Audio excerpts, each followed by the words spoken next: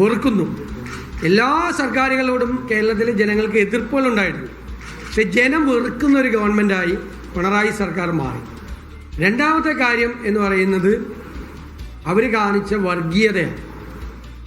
ഞാൻ പല പ്രാവശ്യം പറഞ്ഞു, പാർലമെൻറ്റ് തെരഞ്ഞെടുപ്പ് വരെ ന്യൂനപക്ഷ വർഗീയത, പാർലമെൻറ്റ് തെരഞ്ഞെടുപ്പ് കഴിഞ്ഞപ്പോൾ ഭൂരിപക്ഷ വർഗീയത. ശ്രീ പിണറായി വിജയൻ, ബഹുമാനപ്പെട്ട കേരളത്തിൻ്റെ മുഖ്യമന്ത്രി, കൊണ്ടു നടന്ന പല ആളുകളും ഈ വർഗീയത ആളിക്കെത്തിക്കാൻ വേണ്ടി ശ്രമിച്ചു. വർഗീയത BJPയുടെ അതേ അജണ്ടയാണ് CPM ഉണ്ടാക്കിയത്.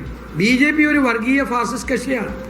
അവർ ജനങ്ങളെ തമ്മിൽ ഭിന്നിപ്പുണ്ടാക്കിക്കാൻ ശ്രമിച്ചപ്പോൾ CPM അതേ പാതയിലൂടെ സഞ്ചരിച്ചു.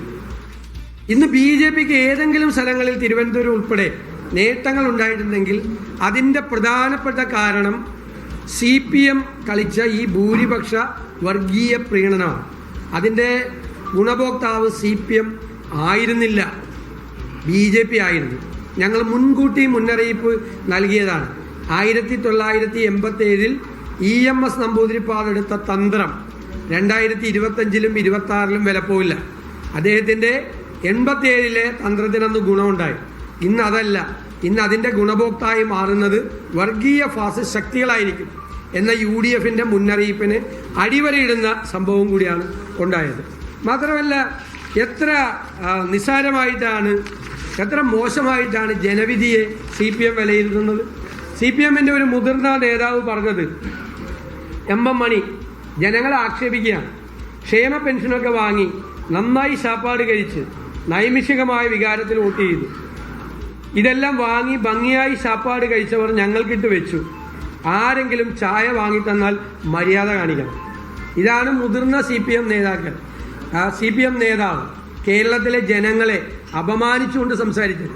ഇത് മുഖ്യമന്ത്രി പിണറായി വിജയൻ അടക്കമുള്ള CPM നേതാക്കളുടെ മനസ്സിലിരിപ്പാണ്.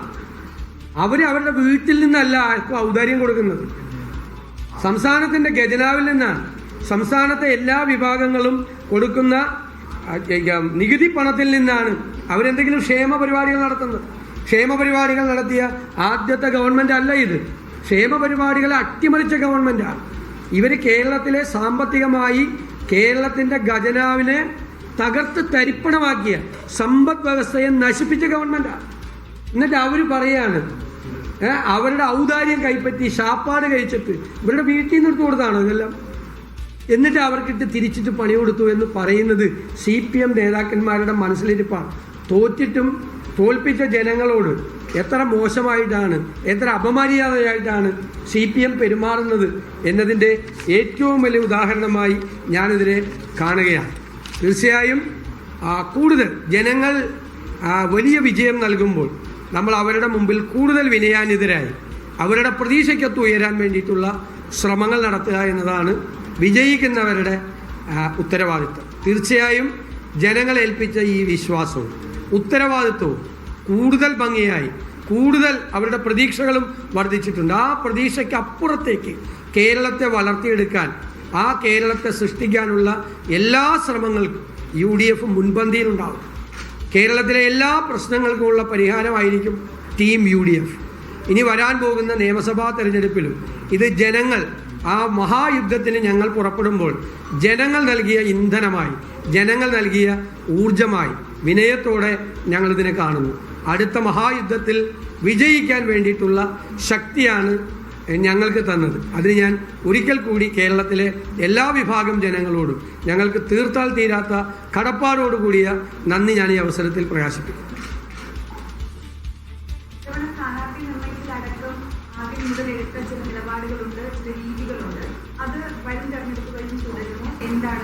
തീർച്ചയായിട്ടും ഈ തെരഞ്ഞെടുപ്പ് വിജയം നമ്മൾ പരിശോധിക്കുമ്പോൾ ഞാൻ നേരത്തെ തന്നെ പറഞ്ഞു, LDFൻ്റെ ഗവൺമെൻറ്റിൻ്റെ നെഗറ്റീവ് ഉള്ളതുപോലെ തന്നെ ഞങ്ങൾ നടത്തിയ മുന്നൊരുക്കം, ഞങ്ങൾ നടത്തിയ തയ്യാറെടുപ്പ്, ഞങ്ങളുടെ നേതാക്കന്മാരും ഞങ്ങളുടെ ലക്ഷക്കണക്കിന് പ്രവർത്തകരും ആവേശത്തോടു കൂടി എടുത്ത നടപടികൾ, അവർ നടത്തി പ്രവർത്തനം, അവർക്ക് കൂടി ഞാൻ ഈ വിജയം തീർച്ചയായും സമർപ്പിക്കുകയാണ്.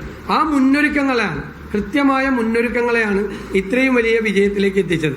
എല്ലാ ഉപതെരഞ്ഞെടുപ്പുകളിലും അസംബ്ലിയിലേക്കും തദ്ദേശ സ്വയംഭരണ സ്ഥാപനങ്ങളിലേക്കും നടന്ന ഉപതെരഞ്ഞെടുപ്പുകളിലെല്ലാം കഴിഞ്ഞ 4.5 വർഷമായി തുടർച്ചയായി വിജയിക്കുകയാണ് UDF. അതിൻ്റെ പിന്നിലുള്ള രഹസ്യവും ഇത് തന്നെയാണ്, വിജയരഹസ്യം. ആ തയ്യാറെടുപ്പാണ്. ആ നിയമസഭാ തെരഞ്ഞെടുപ്പിലുള്ള തയ്യാറെടുപ്പുകൾ ഞങ്ങൾ നേരത്തെ ആരംഭിച്ചു. വരാനിരിക്കുന്ന മാസങ്ങളിൽ അത് വളരെ ശക്തമാക്കും. സ്ഥാനാർത്ഥികൾക്കൊക്കെ നേരത്തെ ഉണ്ടാകും. അതിൻ്റെ എല്ലാം കൂടിയാലോചനകളും ചർച്ചകളും ഞങ്ങൾ ആരംഭിച്ചു കഴിഞ്ഞു. കൂട്ടായ നേതൃത്വമാണ് ആ കാര്യങ്ങളെല്ലാം ചെയ്യുന്നത്.